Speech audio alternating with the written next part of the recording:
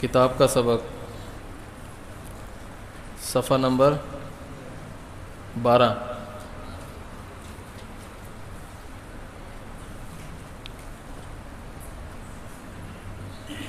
جی بسم اللہ الرحمن الرحیم.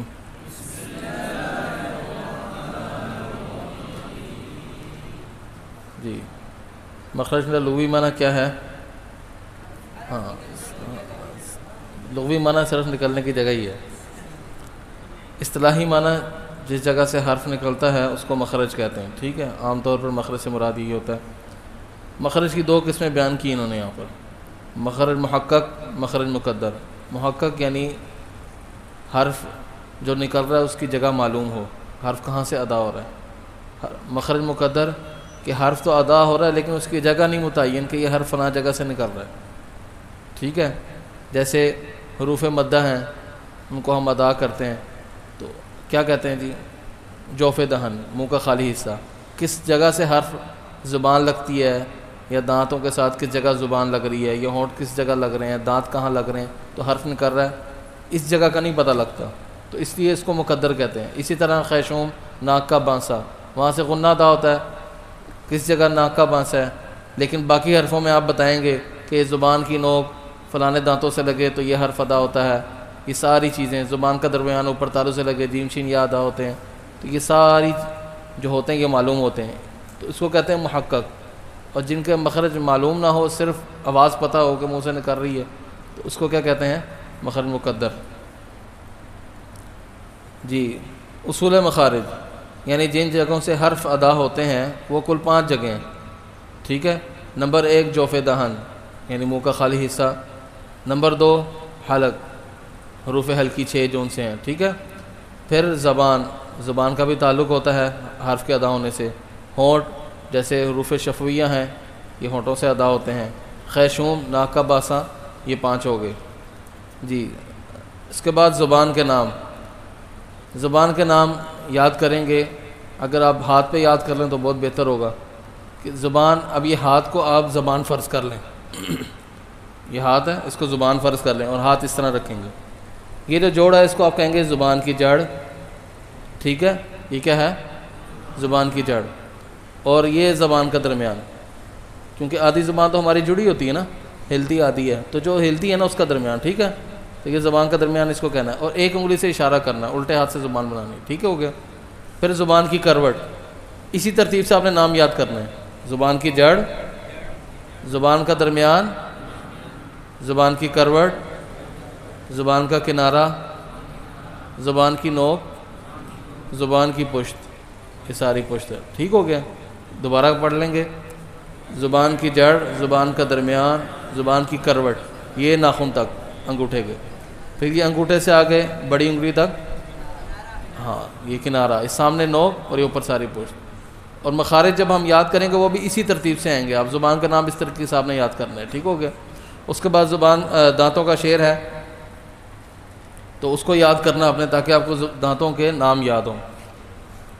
جی دانتوں کا شعر کیا ہے تعداد دانتوں کی کل 30 اور 2، ثنایا ہیں 4 اور رباعی ہیں 2۔ اس کو رباعی نہیں پڑھنا. ٹھیک ہے انیاب 4 اور باقی رہے 20، کہ کہتے ہیں قرا ازراس انہی کو. ضواحک ہیں 4 اور طواحن ہے 12، نواجز بھی ہیں ان کے بازو میں 2۔ سبحان اللہ نہیں کہنی، تمہارے سے فیس لیتا ہوں سبق پڑھا رہا. جی مخارج الحروف صفحہ نمبر 14. ٹھیک ہے، چلیں آپ کتاب پہ دیکھنا، میری طرف دیکھیں. اب جیم شین یا تک ہم نے پڑھ لی نا حرکات کی تختی، اسی کے مطابق ہم اب مخارج پڑھیں گے. جی جوف دہن جیسے میں نے پہلے عرض کیا کہ وہ مخرج کیا ہے؟ محقق نہیں ہے، مقدر ہے، یعنی اس کی خاص جگہ معلوم نہیں ہے، تو ہم اس کو ایسے ہی بتائیں گے لفظوں کے اندر ہی. جوف دہن منہ کے اندر کا خالی حصہ، اس سے حروف مدہ ادا ہوتے ہیں. کون کون سے؟ الف، واو، یا. اب اس کو پڑھیں گے بابو بی، سب پڑھیں نا، ڈر کیوں رہے؟ جی اس کو حروف جوفیہ اور ہوائیہ بھی کہتے ہیں. ٹھیک ہے جی. مخرج نمبر 2 اقصی حلق. یہ زبان کی جڑ تھی نا تو ظاہر بات ہے نیچے حلق ہے. اقصی حلق, حلق کا وہ حصہ جو سینے کی طرف ہے, اس سے حمزہ ہا حرف کا نام صحیح لینا ہے. جب مخرج بتانا ہے ایسا نہ ہو کہ آپ مخرج ٹھیک بتائیں حرف کا اور اس کا نام صحیح نہ لیں, تو پھر کیا فائدہ ہوا یاد کرنے کا. تو حرف کا مخرج بھی صحیح بتانا ہے, اس کو پڑھنا بھی صحیح ہے. حمزہ اور ہا ادا ہوتے ہیں. وسط حلق, حلق کا درمیان والا حصہ, ہاتھ سے اشارہ کیا ہوا ہاتھوں کو, ٹھیک ہے نا, ہاتھ سلامت ہے ماشاء اللہ جی, اس طرح کریں. ہاں وسط حلق, حلق کا درمیان والا حصہ, اس سے عین اور پڑھیں عین ہا ادا ہوتے ہیں جی. ادنا حلق, حلق کا وہ حصہ جو منہ کی طرف ہے, اس سے غین اور خو ادا ہوتے ہیں. پڑھیں خو ادا ہوتے ہیں جی. اس کے بعد زبان کی جڑ بتائی تھی ہم نے. زبان کی جڑ جو کوے کے قریب ہے, کوا کسے کہتے ہیں, وہ گوشت کا لوتھڑا جو گلے میں لٹکا ہوتا ہے. ٹھیک ہے, کوے کے قریب ہے, اوپر تالو سے لگے, تو اس سے قوف ادا ہوتا ہے. کیا ادا ہوتا ہے؟ ہاں قیف, ایک ساتھ اس طرح, قیف نہیں قوف جی. زبان پوری اوپر اٹھے گی. ابھی کاف پڑھیں گے تو زبان نیچے ہوگی. زبان اب کاف کا مخرج پڑھنے لگے ہیں. زبان کی جڑ کوے سے ذرا نیچے, کس طرف؟ منہ کی طرف ہٹ کر, نیچے حلق کی طرف نہیں, منہ کی طرف ہٹ کر, اوپر تالو سے لگے, تو اس سے کاف ادا ہوتا ہے. کیا؟ کاف جی. ان دونوں حرفوں کو کیا کہتے ہیں؟ لہاتیہ. اس کوے کی وجہ سے اس کو لہاتیہ کہتے ہیں. پھر زبان کا درمیان, پھر ہم نے جڑ کے بعد پڑھا تھا زبان کا درمیان.